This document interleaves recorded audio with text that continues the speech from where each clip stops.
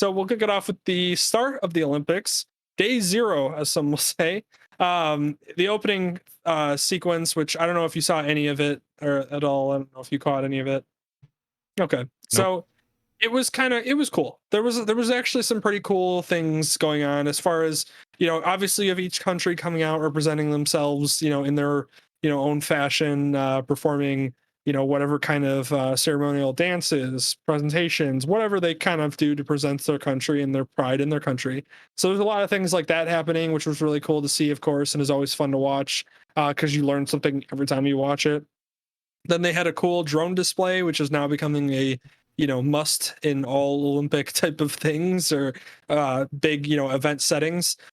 So that was actually pretty cool. And then the passing of the torch, which is of course one of the biggest honors in Olympic history and in the world history, happened, which was really cool the way that they did it. So ceremoniously, there's been, one person, maybe two people that pass the torch, or, carry the torch on. You have that famous the biggest image that comes to mind is of course Muhammad Ali, bringing the torch up there, right before he kind of started to become, really debilitated by his illness. So that was really awesome. But this sequence, what they did was is they actually had multiple relays, I guess you would say. And it was cool because it started out with like kind of a younger athlete, and then it went to an older athlete, ex-athlete of the Olympics, representing China, and then or Japan, sorry. And then it went on to I believe it was kids. I think it was like kid athletes. And then it went on to, I don't know if I'm messing this order up, but it went on to like a healthcare worker that was carrying a torch, a paraplegic athlete for the Olympics was also in a wheelchair, carried the torch down and passed it on to another couple of people. And then it finally ended up, the last one was a reveal that they hadn't revealed beforehand. So it was a complete surprise to everybody just watching at home. Was Naomi Osaka was chosen as the final torchbearer to actually carry it up the flight of stairs. And it was insane, like the way that they did it. It was like watching like a video game presentation of like the final boss or something. Like the way that they did it was they had her stand at the base of the stairs and the music's building, and then they like lit the sides of the stairs going up, up until they reached the top thing where the torch was going to be. And it was in this like ball that had been formed by a couple metal pieces, and the metal pieces basically came out, or like, like expanded, and then you could see the torch. And then she like walked it up the flight of stairs, like, and reached the top like as the music crescendoed, and then like you had her like light the torch. It was like this crazy I don't even cool have like to watch it now. It was yeah, better described. you should watch it because it was still very cool, but it was definitely interesting. And it was something that, like, not saying other Olympics don't do it well, but it was like a cool thing that I really haven't seen like that kind of production on it. So that was really awesome, and a good way to start the Olympics off, because Naomi Osaka was under a lot of heat. We've talked about it before. Catch, you can go watch our video on our opinions on it, because we do have very strong opinions, shocker, on that that whole sequence with her having to step away from tennis because of, dealing with mental illness issues and um anxiety and all that. And so it was really cool to see that she was the one that was carrying the torch. So that was the way that the Olympics started. Pretty cool way to start it, not She gonna lie. literally carried the heat this time. That's Yeah, cool. exactly. And then day one kicked off. So day one, we started off. There was a couple, events going on. Softball had been going on, so there's like a couple of those qualifier type, events. But my first big story, or story that I thought was really interesting, was, oh my god, Hoochie Hoochie Hoochie Ho, I think it was, or Hoochie Joe. I can't remember pronounce the names, and I'm sorry because I'm going to butcher so many freaking names. Wins the gold and sets the Olympic world record in women's weightlifting, which really was, of course, kicking off. Was a cool way to start the Olympics, because every year there's records broken. In this Olympics, there's been a lot of world records broken. When I mean a lot, I mean like almost every event you hear is like, oh, this person broke a world record. Yeah. So right off the bat, this was like setting the stage for like the rest of the Olympics is just going to be record breaking, performances one after another in like events that you wouldn't think of. and just ways that you wouldn't think of. So it was a really cool way to start it out, cool story with her winning and everything. So just where I wanted to start day one, like I said, didn't have a ton going on for it. It was more so we're starting events, things are kicking off. You have heats, which in the Olympics there are groupings of players or people participating in the sport, which are put into groups called heats. If you qualify, basically finishing top 2 or top 3 in your heat, usually you qualify to then move on to the next rounds. So a lot of these Olympics were starting off with mainly just the heats getting started. So that was kind of day one. Then we rolled into day 2, and we had of course, some right off the bat, some starting exciting stories.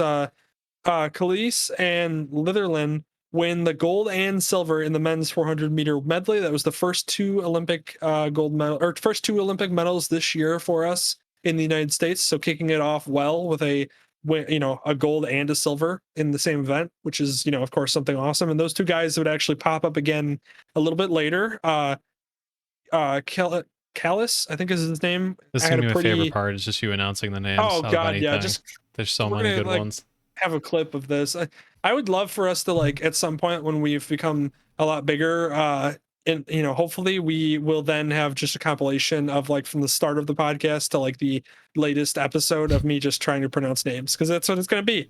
Listen, I'm putting in my effort here. I'm bringing it just like they're bringing it in the Olympics, and we're back. Look at that transition. Cool. So yeah, so great, great start to the event. And then of course, the torchbearer herself, Naomi Osaka, got kicked off in her first sets, where she won in straight sets in the first opening round for her. So that was really cool. She did, have go on a little bit of a run in the Olympics that was pretty, well done. And then she ended up losing a little bit later in kind of a, definitive manner, but still a cool run for her to get back. It was the first time competing since she had stepped away previously. It was her first tournament. So that was really cool. The fact that she was able to step in and play, very much the same that we had seen before, and her dominating, like I said, in straight sets. So that was really cool. Then we had our next event, which was really cool as well. Kicking again, still in the second or day 2. So one of the new events in the Olympics happened to be skateboarding, which was really cool. I don't know if you got to catch any of the skateboarding So that was going on. I noticed there's a couple events in here that you said they started out, or there was something new that was Mhm. introduced. I was kind of curious about that sort of process of when does something get voted in by the Olympic Committee, I'm guessing, and then Yeah, I eventually think become an event. essentially, yeah, I think it's when eventually an event has enough popularity around it where they believe that there's enough athletes and it's got enough ground where it can basically it's one of those where, because you have to have it be popular in countries enough that multiple countries can participate. So it's one of those where, and there's some events 2 of the bigger new events are skateboarding and skateboarding and surfing. Obviously 2 big things that have been around for years, but it's one of those where actually getting it into a competition type form, especially with skateboarding, as its popularity has grown. Same with surfing. You've now gotten to a point where they can put it officially in the Olympics, and we'll talk about surfing later because it's actually really interesting how they go about that. But the skateboarding was really cool. The way that they did it, at least we were watching in the different heats, we got to see the one heat where it actually had 2 of the people, or no, the third place winner of the skateboarding was Jagger Eaton from the United States, and he won bronze medal. He was finished first in the heat that we were able to watch, so it was kind of cool. The way they did it is they had a free round where essentially you try to rack up as many points as you could in this free round based on your tricks and stuff, and they would just run the course, and you'd go for I think it was 2 minutes, just do whatever whatever you can in the 2 minutes. So that was cool, and that was their starting point total. And then what happened next was they had 5 tricks that they could try. If they failed a trick, they would receive a 0 score, and you get 5 attempts basically. So if you hit all 5, you're racking up the points. But that of course wasn't the case. Of course, I think the average I saw was basically they would complete 2 or 3 of the 5 tricks, because obviously they're trying things that are very difficult, so that's also going to factor into it. So that was really cool how they did that, because it was like allowing them to basically like, okay, you got your free run, you racked up as many points as you could. Now let's see you perform tricks, because it allowed people that maybe didn't perform well in the free run can perform better in the just individual trick basis, which happened with a couple different skateboarders this year too. So it was a cool way of doing it, and of course Tony Hawk was the one that was like commentating a lot of it Hmm. too, which was also fun because Tony Hawk's just Tony Hawk. He's great.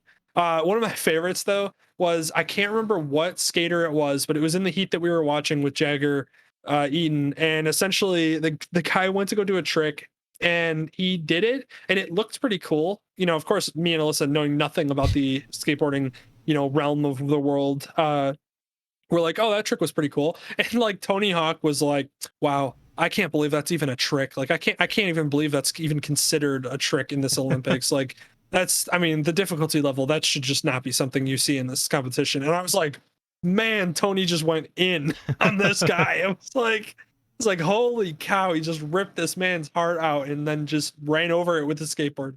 I And it was suppose he's got great. nothing left to lose, so I guess he I doesn't mean, care. it's Tony Hawk. He's, what do you like? The reason why the skateboarding is probably in the Olympics is because of Tony Hawk. So it's like, what are you going to say? I mean, Yeah. he can basically say whatever he wants, and people respect him and everything for his, because he also had the skill, to back it. So Yeah. it was just funny. So skateboarding was really cool to watch, and of course, the first ever gold medalist in skateboarding was the one that you see on your screen right now, which is Yudo Horigame.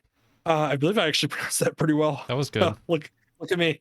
Yeah, so he won gold in the first ever skateboarding event in the Olympics, and really it was a good showing by him, and it was, like I said, a lot of fun. I really enjoyed the skateboarding segment when I was able to watch it, and so I definitely will look forward to it more and more, because as it becomes bigger, obviously, because now it's an event in the Olympics, people are actually going to take it very seriously, because it's like, no, I can go to the Olympics for this.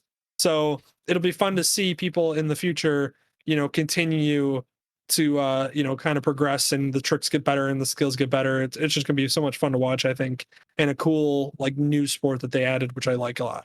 Yeah. So next, sticking with day two, we roll on to another really cool thing, which was that we won our first ever gold medal in fencing, which is really cool. Obviously, fencing is something that may not be as popular in the United States as it is worldwide, but apparently it is very popular worldwide. And it's something that I didn't know, but apparently it is. I always thought it was, of course, here in America, it kind of has that knack of being like one of those sports that they just play at those Ivy League schools because they're too Exactly. smart and bored. But yeah, so like that's what I've always seen it as, but apparently it's very popular worldwide. So it's cool that we got our first. Lee Kiefer was her name. She's the one that wins the gold. That's the one you're seeing right now on your screen.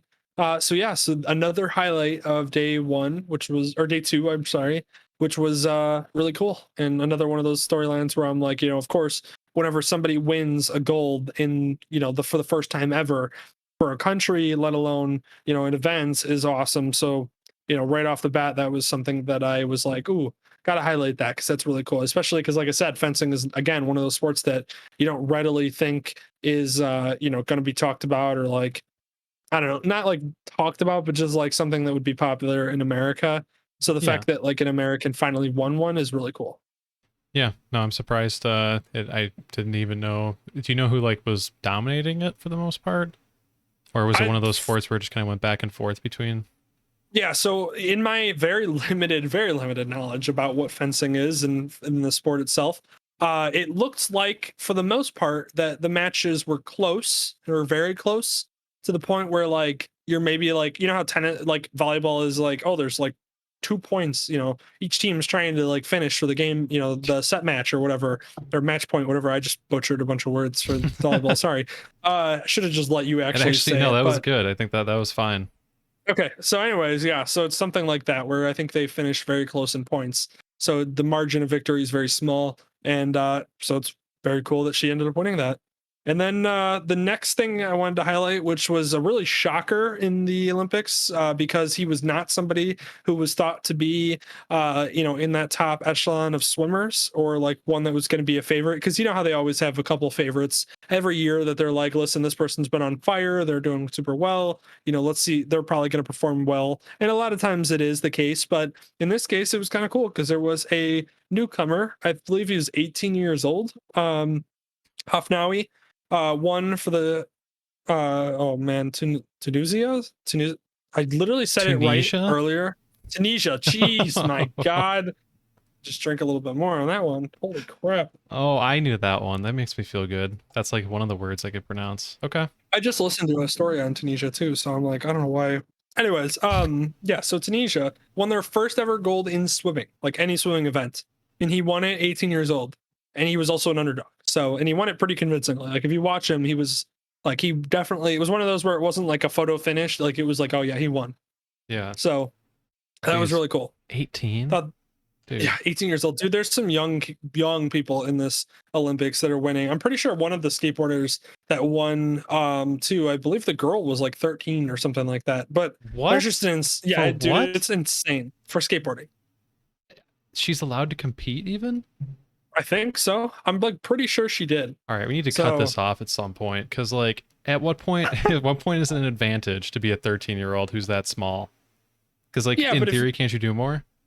Yeah, well, but like also like usually your talent you get better over time. Like so, it's one of those Yeah. where it's like, like yeah, she's young, but she also could just be like a young phenom, being able to do things that other people. She's literally winning in the Olympics still, and she's one of the I know. very few people in the world that are her doing what she's I'm doing. just saying, I don't think she's talented. I think it's just because she's young. Of course, that's the only Yeah, way. of course. God, That's Dylan, insane. Jakes. Didn't But even know you anyways- could compete at that age. I thought there was an age restriction. That's cool. Yeah, I thought there was too for most sports. I bet you that is the case, but it's one of those where, I mean, like it's a new sport to Olympics, and so they probably widen the age gap to allow for more people to participate. But Yeah.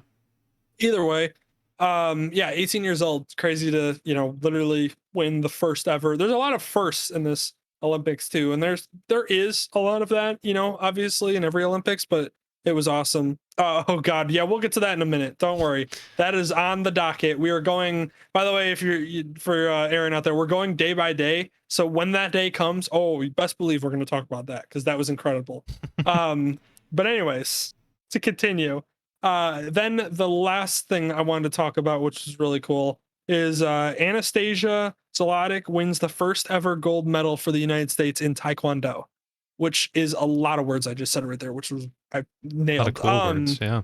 So yeah, so a lot of words there that I said, but awesome because we have never won a gold in Taekwondo, and so she finally did, which is insane because that's insane. I mean, we're just not a sport that like We're not a Taekwondo nation. thing that like we've ever been good at. Yeah, Right. honestly. So that's so it's just awesome. It's another one of those like amazing, great, first gold wins kind of thing.